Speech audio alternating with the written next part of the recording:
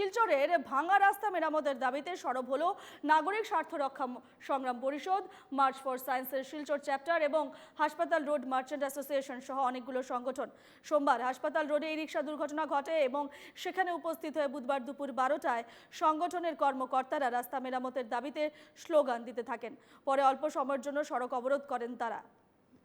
এ নিয়ে আমরা বিস্তারিত জানবো। আমাদের সঙ্গে রয়েছেন আমাদের প্রতিনিধি পাপলু দাস। পাপলু, সড়ক অবরোধ করে বিভিন্ন দল সংগঠন এবং ই রিক্সার দুর্ঘটনা ঘটনার পরেই কিন্তু যে রাস্তার যে বেহাল অবস্থা তার জন্যই সেই দুর্ঘটনা ঘটে এবং এই ধরনের ঘটনা ঘটেই চলেছে কি, এবং রাস্তা মেরামতির ক্ষেত্রে পুরসভার তরফ থেকে কি ধরনের ব্যবস্থা হাতে নেওয়া হয়েছে, স্থানীয়দের কি দাবি?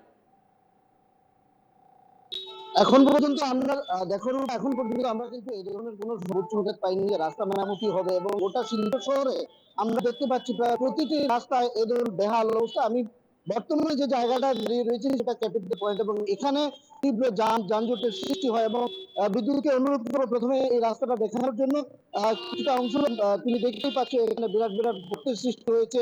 এবং এই নিয়ে মার্চ ফর সায়েন্স এবং নাগরিক স্বার্থ রক্ষা সংগ্রাম পরিষদ তারা কিন্তু বিভিন্ন ধরনের আন্দোলনের কর্মসূচি হাতে নিয়েছে। ইতিমধ্যে মার্চ ফর সায়েন্সের কমলদা রয়েছেন, কমল চক্রবর্তী। আমরা কমলদার কাছে জানাবো আপনাদের ভবিষ্যতে কি ধরনের আন্দোলন করছে এই গোটা বিষয়গুলো নিয়ে। দেখুন, আমরা মূলত কাজ করি দেশে বন্যা নিয়ে। বন্যা এবং শিলচরের রাস্তাঘাট যাতে পরিষ্কার হয় সেই জন্য ঠিকঠাক থাকে, সেই জন্য আজকে আমরা 3টে সংগঠন মিলে আমরা পিডব্লিউডি অফিসে ধর্ণা দিয়েছিলাম। সেটা আমরা একটা আচমকাই করেছিলাম, কাউকে না জানিয়ে। তার মধ্যে ছিল নাগরিক স্বার্থ রক্ষা সংগ্রাম পরিষদ, মার্চ ফর সায়েন্স এবং হাসপাতালের মার্চেন্ট অ্যাসোসিয়েশন। আমরা শুধু এই বার্তাটা দিতে চাই যে এই শহরটা আপনার আমার সবার, আমাদের শিলচর শহরে যারা বিভিন্ন সংগঠন আছেন তারা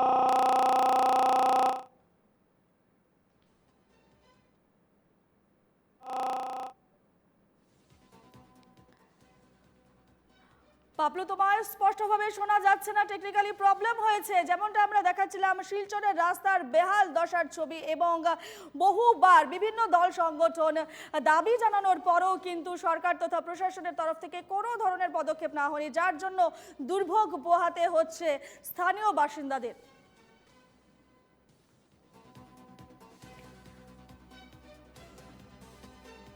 শিলচরের বেহাল রাস্তার জন্য একের পর এক দুর্ঘটনা ঘটেই চলেছে এবং নাজেহাল পোহাতে হচ্ছে স্থানীয়দের। শিলচরবাসী বহুদিন ধরে অভিযোগ যে রাস্তা মেরামতির জন্য সরকার তথা প্রশাসন এগিয়ে আসছে না, যার জন্য তাদের দিনের পর দিন বিভিন্ন সমস্যার মুখে পড়তে হচ্ছে।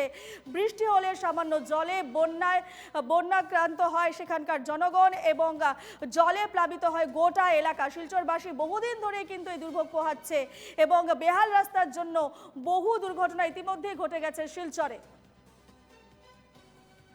আমাদের সঙ্গে রয়েছেন আমাদের প্রতিনিধি পাপলু দাস।